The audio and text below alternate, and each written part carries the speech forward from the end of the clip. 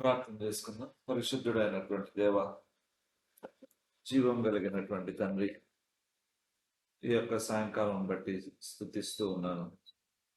నీ వాక్యము మమ్మలను శుద్ధి చేయని, మీ మాటలు మాకు మేలు కలిగించని, మాకు అవసరమైనవి ఏవైనా వేరుగున్నటువంటి దేవుడు కాబట్టి మేము నీ ఎద్దకు వచ్చి వాక్యం వినాలని ఆశపడుతూ ఉన్నాం.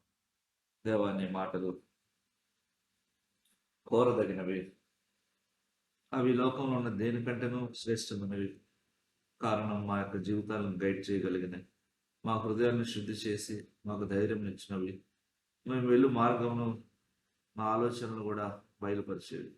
కాబట్టి దేవా, నీ వాక్యమును శ్రేష్టంగా ఎంచుకోవడానికి సహాయం చేయు. యేసుక్రీస్తు నామమున వేడుకొంచున్నాం తండ్రి, ఆమేన్. 1 కొరింథీయులకు రాసిన పత్రిక 12వ అధ్యాయం. 1 కొరింథీయులు 12వ అధ్యాయం. వాక్యాంశము ఆత్మ సంబంధమైన వరము.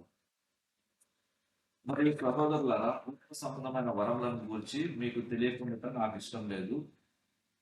మీరు అన్ని జనులై ఉన్నప్పుడు మూగ విగ్రహములను ఆరాధించడానికి ఎటుపడి నాటు నడిపింపబడిద్దరని మీకు తెలియదు. ఇందుచేత దేవుని ఆత్మలో మాట్లాడు వాడెవడను యేసు శాపగ్రస్తుని చెప్పడనియు, పరిశుద్ధాత్మలను తప్ప ఎవడను యేసు ప్రభు అని చెప్పలేడనియు నేను మీకు తెలియజేయుచున్నాను.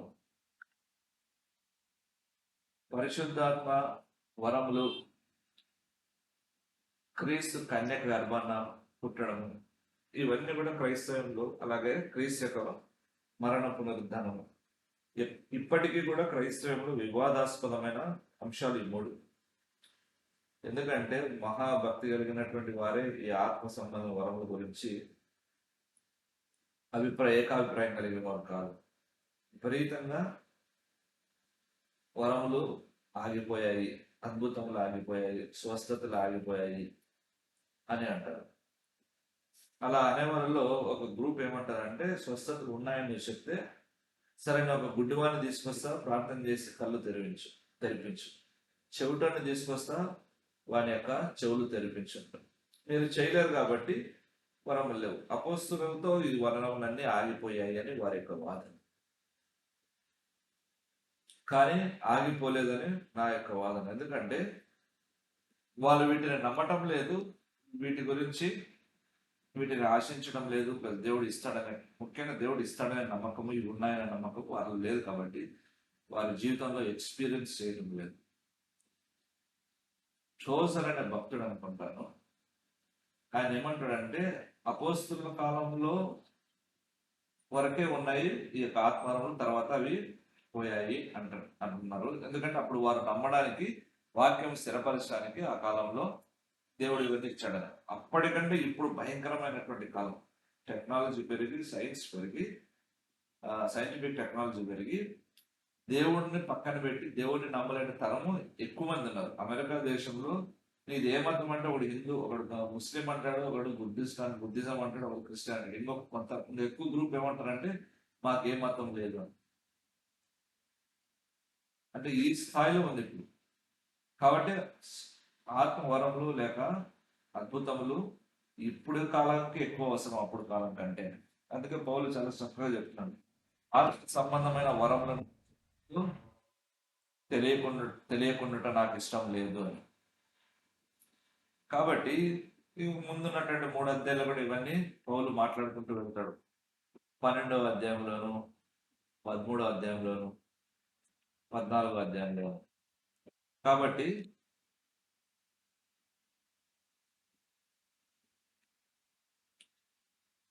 ఆత్మవరాలు ఏం చేస్తాయి? ఎందుకు ఆత్మవరములు అంటే ఏంటి? మనకున్న సహజమైన టాలెంట్ వేరు, అసహజంగా వచ్చింది అంటే పైనుంచి వచ్చేది. మనం సామాన్యంగా మన స్వభావ ప్రకారం చేయలేనటువంటి వాటిని చేయడానికి మనకు కెపాసిటీ, శక్తిని లేక సామర్థ్యాన్ని ఇచ్చేటువంటివే, అంటే విశ్వాసులకి ఇచ్చేటువంటివే ఈ యొక్క వరములను. ఇవి ఉచితమైనవి. అందుకే పౌలు ఆత్మ సంబంధ వరముల గురించి మీకు తెలియకుండా నాకు ఇష్టం లేదు అని. కాబట్టి కొరింథీ సంఘంలో అన్ని కృపావరాలు ఉన్నాయి. చూడండి, వీరిలో చాలా పాపములు ఉండినప్పటికీ కూడాను అన్ని కృపావరాలు ఉన్నాయి. వీరు శరీర సంబంధం ఎట్లా ఉన్నారు. అందుకే కొరింథీ పత్రికలోనే ఏమని మాట్లాడుతున్నారంటే పౌలు 1 కొరింథీ పత్రిక 2వ అధ్యాయంలోనే 2వ అధ్యాయము 3వ వచనంలోను 2వ అధ్యాయం చివరి భాగంలోను ప్రకృతి సంబంధి అని, ఆత్మ సంబంధి అని, తర్వాత శరీర సంబంధి అని 3 విషయాల గురించి మాట్లాడు. 3 రకాల మనుషుల గురించి మాట్లాడు. అంటే ఆత్మానుసారమైన వారు ఉన్నారు, రక్షణ పొంది శరీరం చేసి నడిపించేవాడు వారు ఉన్నారు. కానీ ఈ సంఘంలో విపరీతమైన గొడవలు ఉన్నాయి, విగ్రహారాధన సమస్యలు, విచార సమస్యలు, విపరీతమైనటువంటి విభజనలు సంఘంలో గ్రూప్స్ ఉన్నాయి. వాడు మొదటి అధ్యాయము 11 10వ వచనం నుంచి చూస్తే క్రీస్తు వాడు, పౌలు వాడు, అపోల్లో వాడు, పేతులు వాడు అనేటువంటి డివిజన్స్ ఉన్నాయి. కానీ వీళ్ళలో కృపవరాలు ఏమి చెప్పబడ్డాయి 12వ అధ్యాయంలో, ఆ కృపవరాలన్నీ కలిగి ఉన్నారు. దీని అర్థం ఏమిటి? విశ్వాస రక్షణ పొందిన వ్యక్తికి దేవుడు కృపవరాలను అనుగ్రహిస్తాడు. అయితే ఎలా అనుగ్రహిస్తాడు? మనం అడిగినట్టు కాదు. 1 కొరింథీ 12వ అధ్యాయము 11వ వచనం. 1 కొరింథీ 12వ అధ్యాయం 11వ వచనం. అయినను వీటన్నిటిని ఆత్మ ఒకడే తన చిత్తం చొప్పున ప్రతివానికి ప్రత్యేకంగా పంచి ఇచ్చు కార్యసిద్ధి కలుగజేసి. గుర్తులో ఒక ఆమె నన్ను అడిగింది, మనకి వరాలు ఉన్నాయని తెలుస్తుంది. అసలు ఆమె వరాలు కాదు, దయ్యాలు ఉన్నాయి. ఆమెకు తెలియదు దయ్యాలు ఉన్నాయి. కానీ ఆమె వరాలు కావాలని నన్ను, మనలో వరాలు ఉన్నాయని ఎలా తెలుస్తుంది?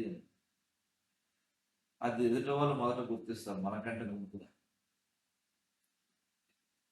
కాబట్టి విశ్వాసులైన మనకు ఆధిక్యత ఏమిటంటే కృపవరం. 2 బైబిల్లో 2 ఆధిక్యతలు చూడవచ్చు మనం. మొదటిదేమో ఆత్మీయ వరములు. ఇది దేవుడు తన చిత్త ప్రకారం, అంటే పరిశుద్ధాత్ముడు తన చిత్త ప్రకారంగా ఇస్తాడు. రెండవదేమో గలతీ పత్రిక 5:22లో ఆత్మఫలం. ఇది చిత్తం కాదు, అందరికీ ఉచితంగా ఇస్తాడు. అంటే అందరికీ ఇచ్చేస్తాడు అడగకుండా. ఎందుకంటే అది క్రీస్తును లోకానికి చూపించడానికి అవసరమైనటువంటి గుణలక్షణాలు, క్యారెక్టర్ డెవలప్మెంట్ కి అవసరం అవుతుంది. ప్రేమ, సంతోషం, సమాధానం ఇవన్నీ. ఆత్మవరములు అయితే ఆయన ఇష్టానుసారంగా ఇవ్వాల్సిందే. కొన్ని వచ్చి ఇంకోరు, కొన్ని వచ్చి ఇంకోరికి, అన్ని ఇవ్వచ్చు. కానీ ఈ యొక్క ప్రపంచంలో ఉన్న ఫూలిష్నెస్ ఏంటంటే, వాళ్ళని కృపవరం కలిగిన గొప్పవాడు అనుకుంటాడు, ఇంకొకడు తక్కువడు అనుకుంటాడు. ఏమి కాదు, అన్ని కృపవరాలు సమానం. ఎక్కడి గొప్ప, ఒకటి గొప్ప కాదని. ఒకడికి ఒక వరం ఇచ్చాడు, దాంట్లో వాడు వాడబడాలి. ఇంకొకరికి ఇంకొక వరం ఇచ్చాడు, దీంట్లో వాడబడాలి. కాబట్టి 12వ అధ్యాయము 7వ వచనంలో అంటే ఏముందంటే, అయినను అందరి ప్రయోజనం కొరకు ప్రతివానికి ఆత్మ ప్రత్యక్షత అనుగ్రహింపబడుతుంది. కృపావరాలు ఎందుకు? ఇది బాగా గుర్తుపెట్టుకోవాలి. ఎదుటి వారి క్షేమాభివృద్ధి కొరకు, సంఘ క్షేమాభివృద్ధి కొరకు. ప్రతి విశ్వాసకి ఒక సామర్థ్యం అయితే ఉంది, ఇది బాగా గుర్తుపెట్టు. అయినను అందరి ప్రయోజనం కొరకు ప్రతివానికి ఆత్మ ప్రత్యక్షత అనుగ్రహింపబడుచున్నది. ఏదో ఒకటి ఉంటుంది. కానీ నీకు ఏదో ఉందని నీకు ఎందుకు తెలియదంటే, నీ దేవుని సేవకులతో నీకు సరైన సంబంధము, సహవాసం లేనప్పుడు జరిగేది ఏమిటంటే, నీవు దేవుడు ఆశించిన రీతిలో వాడబడదు. కారణం ఎందుకంటే దేవునితో సంబంధము అనకుండా దేవుని సేవకులతో సంబంధం నేను ఎందుకు అంటున్నాను? అక్కడ నీకంటే ముందుగా రక్షణ పొంది దేవుని చేత నడిపించబడుతూ వాడబడుచున్న వ్యక్తులకు కలిగిన వెలుగు దగ్గరికి నువ్వు వచ్చినప్పుడు వారి సహకారము, వారి నడిపింపు, వారి హెచ్చరికల వలన, ఊరిక ప్రార్థన చేయడం కాదు, గద్దింపు, హెచ్చరికలు అని, ఆ కన్సల్టేషన్ వల్ల నీలో ఉన్నాడు ఏమని బయటకు వస్తాయి. అది నువ్వు ఎప్పుడైనా చేసావా? చేయలేదంటే రక్షణ పొందిన ఇన్ని సంవత్సరాలు వ్యర్థం చేసుకున్నట్టు అని. 4వ వచనం చూస్తే, కృపావరములు నానా విధములుగా ఉన్నవి, ఆత్మ ఒక్కడే. రకరకాల కృపవరాలు ఇక్కడ మొదటి 12లోనే ఉన్నాయి, ఎన్ని రకాల కృపవరాలు. కానీ దాన్ని అన్నిటిని ఇచ్చేవాడు పరిశుద్ధాత్మ దేవుడే. కాబట్టి ఈ కృపవరాలు ఇచ్చేందుకు ఎందుకు? తన సంఘ అభివృద్ధి కొరకు. అందుకే ఎఫెసీ పత్రికలో స్పష్టంగా చెప్తాడు దేవుడు. చూడండి 4వ అధ్యాయంలో 3వ అధ్యాయం ఎఫెసీ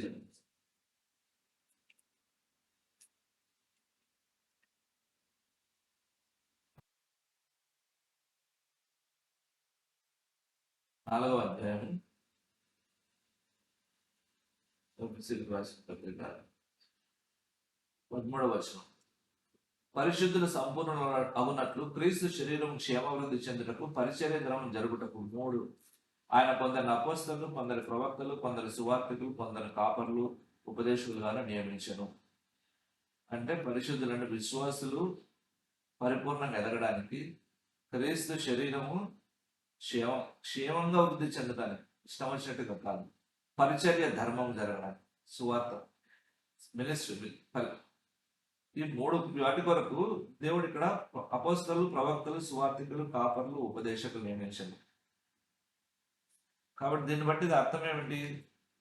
కృపావరంలో వచ్చింది ఎందుకు? డబ్బులు సంపాదించింది చూసుకొని మనం పడేసి దానివల్ల ఎక్కువ మందిని సంపాదించుకొని గర్వస్తులు అవడానికి కాదు, క్షేమం కొరకు. ఇది చాలా మంది కృపావరం కలిగిన వాళ్ళు చేస్తున్న పని ఏమిటంటే మనుషులు వాళ్ళ వైపు తిప్పుకుంటున్నారు. Very wrong. కరోనా టైంలో నిద్ర లేని రాత్రులు చాలా ఉన్నాయి. మొత్తం దాదాపు చాలా మంది ప్రార్థన అంటే నేను చెప్పేవాడిని, నేను చేస్తాను. ఇప్పుడు రెండోసారి మళ్ళీ ఆయాసం వచ్చి చచ్చిపోయే పరిస్థితి వచ్చింది, కొబ్బరి నూనె వేసి మీరే ప్రార్థన చేసి గద్దించండి అంటే చాలా మంది అలా వాళ్ళ భార్యలకు భర్తలకు చేసి వాళ్ళంతా బతికినారు. మాకు కృపవరం ఉంది కాబట్టి మనుషులు నా చుట్టూ తిప్పుకోవడం కాదు.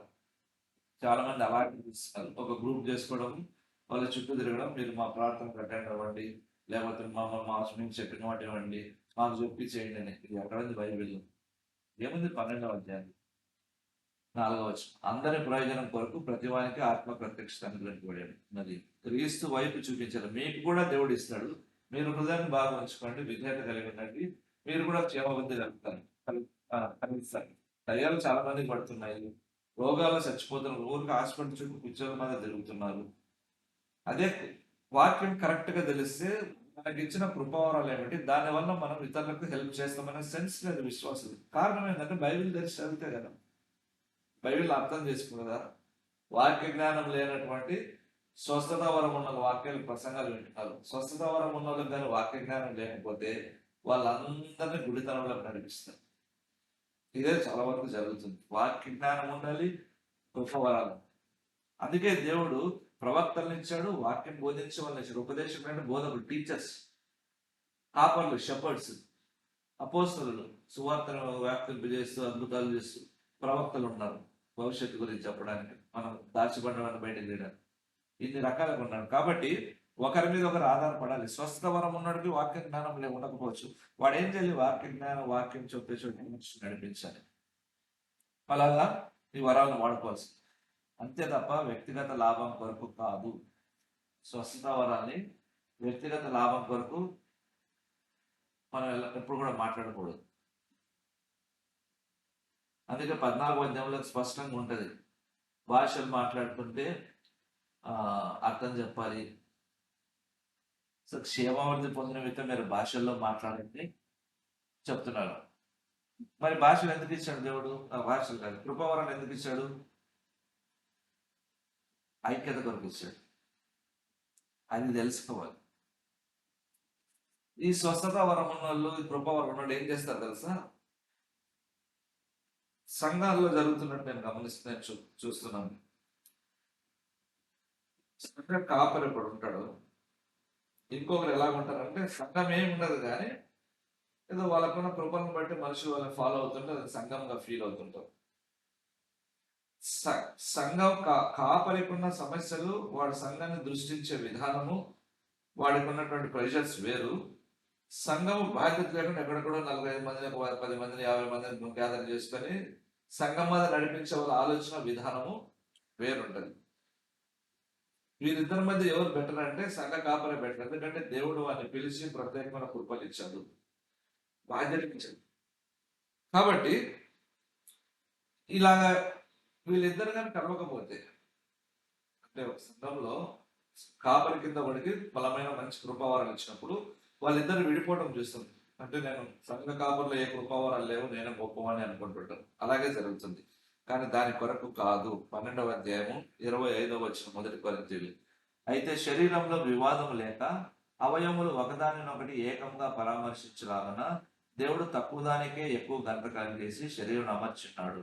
అంటే ఆ పక్కనంతా చూడవచ్చు. అంటే ఐక్యత కొరకు ఏం ఐక్యత అంటే 20 వచనం, కనుక కన్ను చేతితో నీవు నాకు అక్కర్లేదని చెప్పజాలదు, తల పాదంతో మీరు నాకు అక్కర్లేదని చెప్పజాలదు. అంటే శరీరంలో నువ్వు నాకు అవసరం లేదు, నేను బతకగలను. సంఘంలో నీకు స్వస్థత వరం ఉంది, నాకు స్వస్థత వరం ఉంది, నీ వాక్యం నాకు అవసరం లేదు. నాకు స్వస్థత వరం ఇచ్చాడు, దేవుని అడిగి వాక్యం పొందుతాను చెప్పడానికి కుదరదు. నీకు స్వస్థత వరం ఇచ్చాడా, వాక్యం లేదు, నీకు జ్ఞానం లేదు, నువ్వు వాక్యం వరకు అవతల మీద ఆధారపడు. ఆ ఉపదేశకుడికి స్వస్థత వరం లేదు, వాడి అవసరం కొరకు స్వస్థత వరం ఉన్నవాడి మీద ఆధారపడు. వీళ్ళిద్దరూ ప్రవచన వరం ఉన్నవాడి మీద ఆధారపడారు. సంఘంలో కొన్ని సమస్యలు వచ్చి అభివృద్ధి చెందడం లేదు, ఏమిటి కారణం? దేవుని దగ్గర కనిపెట్టినప్పుడు వాడు చెప్తాడు, పలానా వ్యక్తి సమస్యలు సృష్టిస్తున్నాడు, ఇల్లులకు తిరిగి చెడు ప్రచారం చేస్తున్నాడు, వాడిని డీల్ చేయండి అంటాడు. దేవుడు బయలుపరుస్తాడు, మీకు తెలియదు, అంత పవర్ ఉంటుంది. కొన్నిసార్లు ఎవడో ఎక్కడో ఏదో పని చేసి వచ్చింటారు, వచ్చి ప్రార్థన చేసి మాకు కష్టాలు అంటే ప్రార్థన చేస్తే నువ్వు చేసిన పని ఇది అని చెప్పిన వాళ్ళు షాక్. ఎందుకు ఇవన్నీ ఇచ్చాడు? సంఘంలో భయం రావడానికి ఇచ్చాడు, సంఘంలో ఐక్యత రావడానికి ఇచ్చాడు. చాలా మంది అనుకుంటారు మేము చేసేది తెలియదు అని. ఏమి కాదు, ప్రార్థన చేసింది అన్ని బయటకు వస్తాయి. కూర్చొని ప్రార్థన చేయాలి. కాపర్లకు ఆ వివేకము ఆ జ్ఞానం ఇస్తుంది కాబట్టి తోకాడించడానికి కుదరదు. విశ్వాసకి ఇంత ఆధిక్యత ఇచ్చినప్పుడు ప్రశ్న వ్యక్తిగతంగా వేసుకుంది, మీలో ఏమి సామర్థ్యం ఉందని ఎప్పుడన్నా మీరు గ్రహించారా? అన్ని వరాల్లో ప్రమాదకరమైనది నేను ఏదో చూశానంటే ప్రవచన వరం ఒకటి, స్వస్థత వరం ఒకటి. స్వస్థత వరం ఉన్న వాళ్ళు చాలా ప్రమాదకరమైన స్థితిలో ఉంటారు. దయ్యాలు వదిలించే వాళ్ళు కూడా వాళ్ళని దేవుళ్ళుగా చూస్తున్నాడు.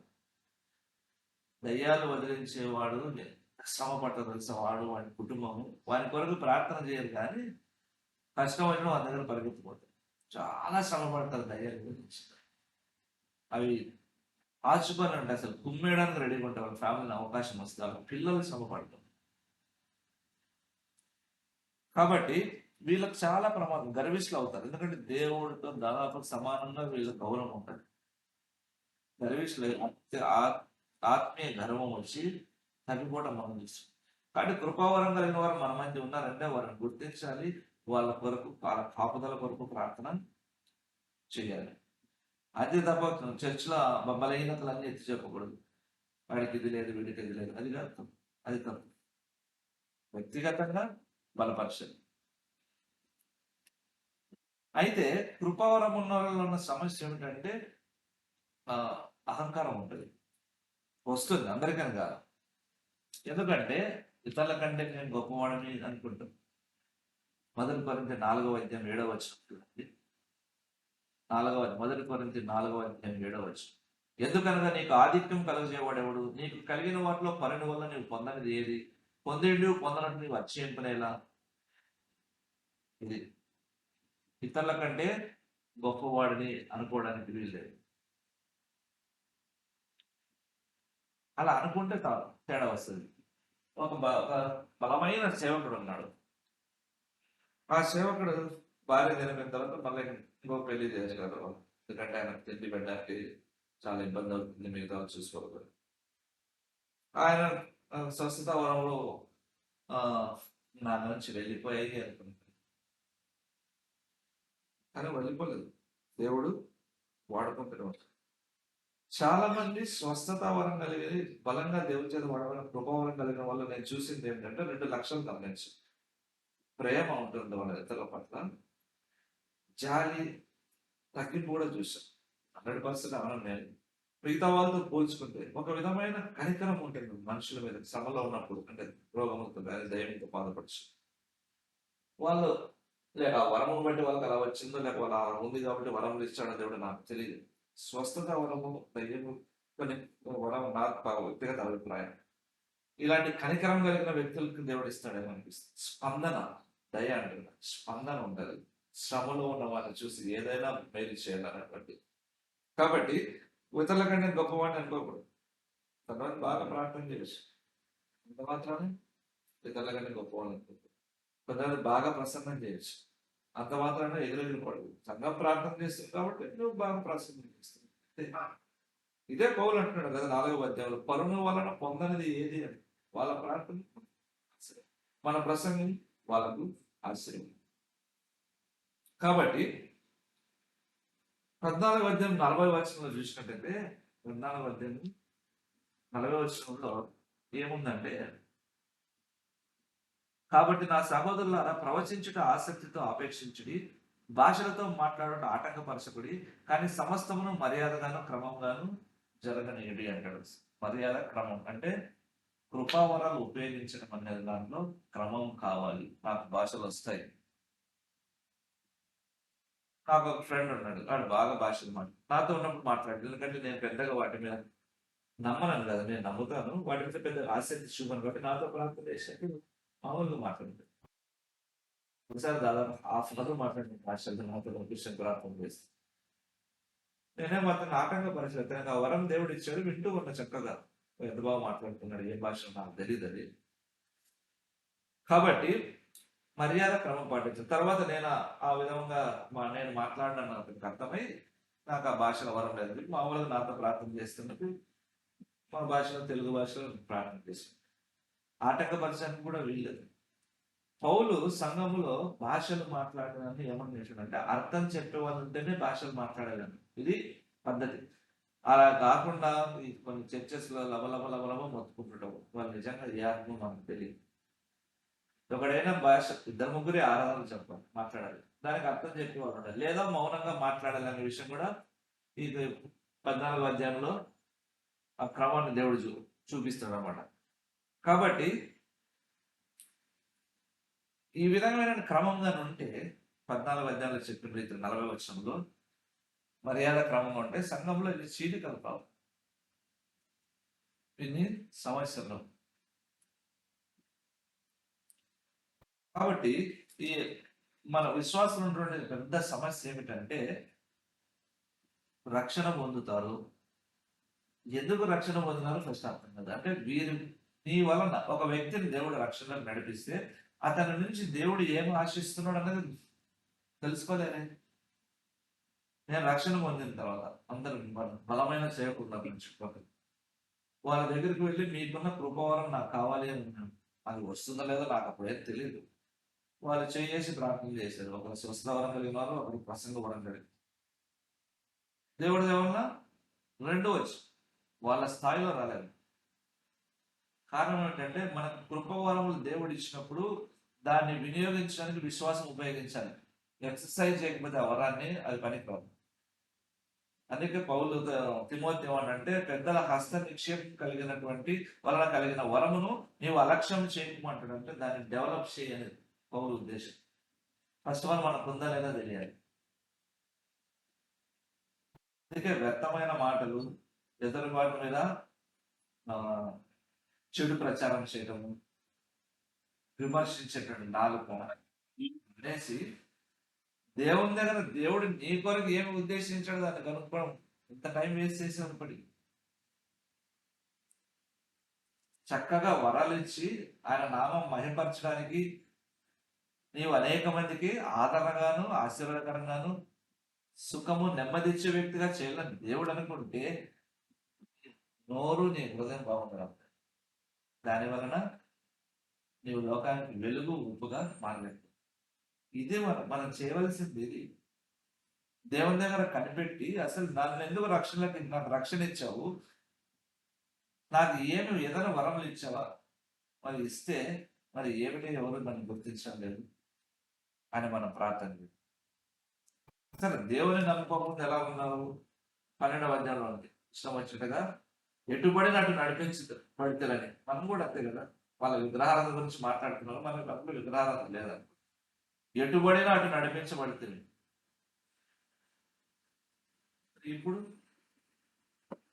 ఇప్పుడు రక్షణ పొందావు కదా, మరి పరిశుద్ధాత్మ చేత నడిపించబడాలి కదా. మరి పరిశుద్ధాత్మ వరములు ఇచ్చేవాడు కదా, మరి ఏమి ఇచ్చాడు? కాబట్టి రకరకాల విషయాల గురించి పౌలు మాట్లాడుతున్నాడు. అంటే ఏమేమి వరములు ఉన్నాయో మాట్లాడుతున్నాడు.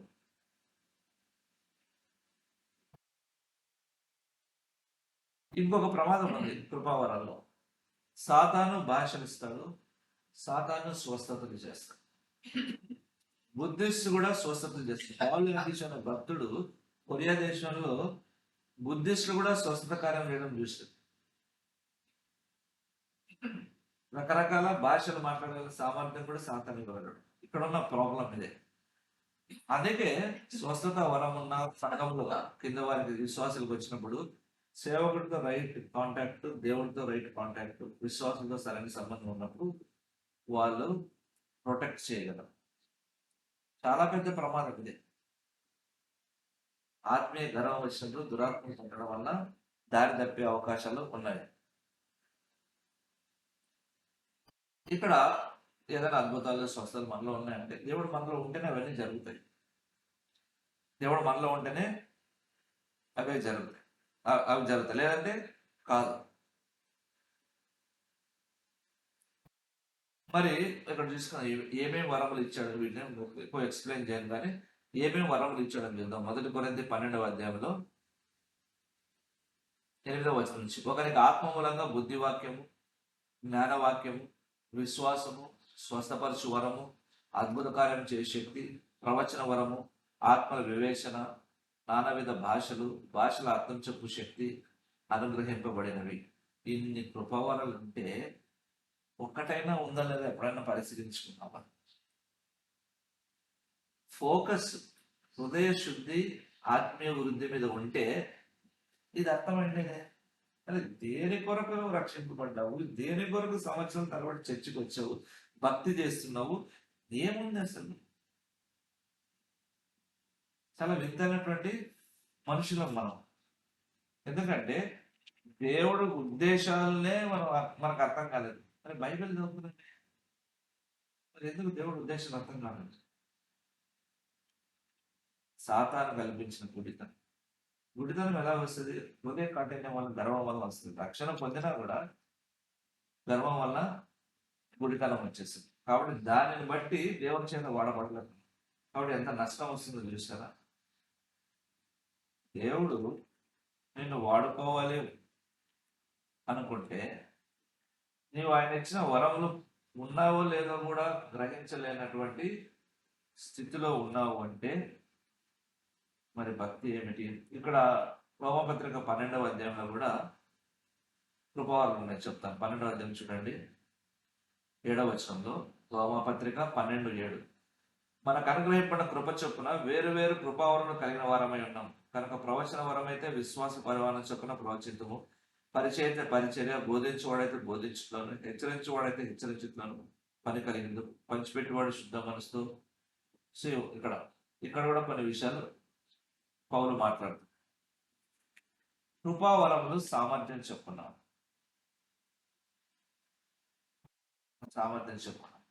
ఇప్పుడు తలాంతులు ఒకడికి 5 ఇచ్చాడు, ఒకడికి 2 ఇచ్చాడు, ఒకడికి 1 ఇచ్చాడు. అంటే పక్షపాతన ఒకడికి స్వస్థత వరము, ప్రవచన వరము, భాషల అర్థం చెప్పు వరం ఇచ్చాడు. ఒకరికి కేవలం వాక్యం వరం ఇచ్చాడు. మరి దేవుడు పక్షపాత కాదు.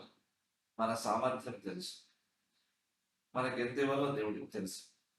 దాని ప్రకారంగానే దేవుడు ఇచ్చాడు. కాబట్టి మనం దేవుణ్ణి తప్పుగా మాట్లాడకూడదు. ఇక్కడ బుద్ధివాక్యము, జ్ఞానవాక్యము అంటే ఇతరులతో మనం వాక్యం చెప్పి ఆ సందేశం చెప్పగలిగిన ప్రత్యేకమైన సామర్థ్యం. నిజంగా వాక్య జ్ఞానం చాలా అవసరం అనిపిస్తుంది. కారణం ఏమిటంటే తప్పుడు బోధలు, తప్పుడు సిద్ధాంతాలు ఎక్కువైనటువంటి ఈ కాలంలో సరిగ్గా వాక్య జ్ఞానము అవసరం ఉంది. 9వ వచనం 12వ అధ్యాయంలో విశ్వాసం అనే వరం. విశ్వాసం అనేది 2 రకాలు ఉంటుంది. దేవుని కృపను బట్టి మనకు ఒక విశ్వాసం ఉంటుంది, విశ్వాసం అనే వరం ఉంటుంది. దేవుని కృపను బట్టి విశ్వాసం అంటే మనం డే టు డే లైఫ్ లో కొన్ని విషయాల కొరకు విశ్వాసాన్ని సాధకం తీసుకుంటాం.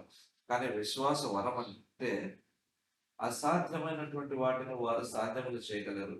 జార్జ్ మిల్లర్ యొక్క విశ్వాసము ఏ సహాయము, ఎవరి అవసరం లేకుండా, ఎవరితో చెప్పకుండా అనాథలను పోషించడానికి ఉంది ఆ సామర్థ్యం. అలాగే అద్భుతములు చేయడానికి విశ్వాసం. స్మిత్ విగ్గిల్స్వర్త్ గారి చాలా మంది భక్తులు, పెద్ద పెద్ద వాళ్ళు, అది వరం. మనలో విశ్వాస వరం ఉండకపోవచ్చు. అయితే దేవుడి కృపను బట్టి మనకు, ఆ గ్రేస్ని బట్టి మనకు వచ్చాడు. ఫెయిత్ ఉండొచ్చు. ఏదైనా కష్టం వచ్చినప్పుడు దేవుని దగ్గర కనిపెట్టి ప్రార్థన చేస్తే స్కూల్లో ఉన్న కష్టాలు పడము, పిల్లలు ఉన్నటువంటి కష్టంలో రోగాలు పడము. అది విశ్వాసం, కృప వలన వచ్చే విశ్వాసం. ఇది విశ్వాసం. ఇది చాలా శక్తి కలిగినటువంటిది.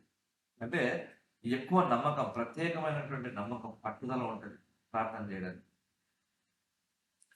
అలాగే ఇతరులకు సాధ్యం కాని పరిస్థితుల్లో వాళ్ళు కార్యం చేస్తారు. ఉదాహరణకు బ్రదర్ ఆండ్రూ, గాడ్ స్మగ్లర్ అంటారు ఆయన. కమ్యూనిస్ట్ దేశాలకి బహిరంగంగా వ్యాన్ లో బైబిల్స్ పెట్టుకుని తీసుకెళ్ళివాడు. పట్టుబడితే జైలు వేసి చంపిస్తారు. ఆయన విశ్వాసం ఏమిటంటే చూచుచున్న కన్నులకు గుడ్డితనం కలుగజేస్తాడు దేవుడు. ఆయన ఈ లోకంలో ఉన్నప్పుడు చూడని కన్నులు తెరిచాడు, ఇప్పుడు చూస్తున్న కన్నులు మూస్తాడని చెప్పి వాళ్ళ ముందు తెలిసి చూపిస్తాడు. వాళ్ళు ఓకే వెళ్ళిపోండి అని చెప్పి పంపించేస్తారు బార్డర్స్ లో నుంచి. అది విశ్వాసం. అంటే ఇతరులకు సాధ్యం కాని పద్ధతులు, పనుల్ని వారు ఆ విశ్వాసం వరం వల్ల కలిగే సామర్థ్యాన్ని బట్టి చేయగలరు. స్వస్థతలు కూడా అలాంటిదే. ఈ స్వస్థతలు చేసే వాళ్ళని కొన్నిసార్లు వాళ్ళ మాటలు నమ్మబుద్ధి కూడా కాదు. ఎందుకంటే వాళ్ళ వింతగా ఉంటాయి వారికి చెప్పేటువంటి, వారి అనుభవాల నుంచి చెప్తారు. తక్కువని చెప్పేస్తారు, ఇది రోగం కాదు, ఇది దురాత్మల వల్ల వచ్చినటువంటి రోగం. ఆ సామర్థ్యం వారికి ఉంది. అంటే దేవుని వలన కలిగించేటువంటి ప్రభావంలో నుంచి రోగాలు హీల్ అయిపోతాయి. కొన్నిసార్లు స్వస్థతలు జరగవు. ఒకసారి చిన్న వీళ్ళకి 3 ఏళ్ళ పిల్లలు జ్వరం ఉంది, 103.4 అని వారు 12 గంటలకు ఫోన్ చేసి భయపడుతుంటే ఎన్నిసార్లు ప్రార్థన చేసినాం, 10 నిమిషాలకు ఒకసారి చేసినా వదలలేదు. సరే వదిలేయండి, మీరు పడుకోండి అని చెప్పి పొద్దున్న లేచేసరికి వాడిది జ్వరం హీల్ అయిపోయింది. రాత్రంతా బాగా పడుకున్నాడు. అంత ముందు రోజు అస్సలు పడుకునేది. ఇంకొక చిన్న పిల్లవాడు 2 years, వాడు రాత్రి 2 గంటలు లేచి ఏడుస్తాడు. ఇంకొక నెల పాప రాత్రులు 3 గంటలు 4 గంటలు ఏడుస్తుంది. వెంటనే గద్దిస్తే ఏడుపాపి నిద్రపోతుంది. కొంతమంది అప్పుడు జరగదు. కొన్నిసార్లు వెంటనే స్వస్థతలు జరగనివ్వడు. బహుశా మనిషి గర్వం రాకూడదనేమో, లేకపోతే నేను చేసినవన్నీ నెరవేర్చబడుతున్నానే అహంకారం రాకూడదనేమో, లేదంటే తల్లిదండ్రులకు ఏదైనా పాఠం చెప్పడానికి. అన్ని రకాల వ్యాధులు కొన్నిసార్లు బాగు కావు, అన్నిసార్లు అన్ని ఇమీడియట్ గా కూడా బాగు కావు. అద్భుతాలు అంటే ఏమిటంటే సహజంగా ప్రకృతి ధర్మానికి విరుద్ధంగా జరిగేది అద్భుతం. గుడ్డోడ కళ్ళు తెరపడం ప్రకృతి విరుద్ధం. నా కంటి మీద కురుపు ఉంది. మా ఆప్థమాలజిస్ట్ డాక్టర్ ఫ్రెండ్ ఆమెను అడిగినాను, అంటే ఆపరేషన్ చేద్దాం, చిన్న ఆపరేషనే, 10 నిమిషాలు రండి అని. నేను ప్రార్థన చేసుకున్నాను, ఎవడెళ్తాం లేకపోవడం, ఇది రాలిపోని వాడు పొద్దున్న లేసరికి అంటే 10 రోజుల తర్వాత రాలిపోయింది. ఆమె నల్లి అడిగాను, మొన్న మళ్ళీ చూపించాను పర్సనల్, నేను చూడాలి. అలా రాలిపోతుందా మీ యొక్క మెడికల్ టెక్నాలజీ ప్రకారం, లేక మీ టెక్స్ట్ బుక్స్ ప్రకారం అంటే అలా జరగదు. చూసి వెళ్ళిపోయింది అని. సో ప్రకృతి ధర్మానికి విరుద్ధంగా జరిగేటువంటివి అద్భుతము లేక స్వస్థతలు. నమ్మాలి దేవుడు, దర్శనం. మరి దీని కొరకు మనం వెంపర్లాడాల్సిన అవసరం కూడా లేదు. మనకి ఇది కావాలి వెంపర్లాడాల్సిన అవసరం. ఎందుకంటే మనల్ని రక్షణ ఇచ్చాడు, మనం ఆయన నమ్మకంగా వెంబడిస్తున్నాం కాబట్టి మనకు ఏ కృప వాళ్ళు ఇవ్వాలో దేవుడు. మరి ఇప్పుడు ప్రశ్న ముగించేసి వివరంగా చెప్పాల్సింది కాదు, కానీ చెప్పదలుచుకోలేదు. కేవలము మీకు కృపావరం మీద అవగాహన కొరకు. అలాగని కొన్నిసార్లు సేవకుడికి వివేకం అవసరం. ఎందుకంటే దయ్యముల చేత మనుషులు నడిపించబడుతూ, భాషలు మాట్లాడుతూ, స్వస్థతలు చేస్తూ, అద్భుతాలు చేస్తున్నప్పుడు వాళ్ళు కంట్రోల్ చేయాల్సిన అవసరం ఉంటుంది. అలా కూడా చాలా జరిగాయి. వేరొక ఆత్మ చేత నడిపించు.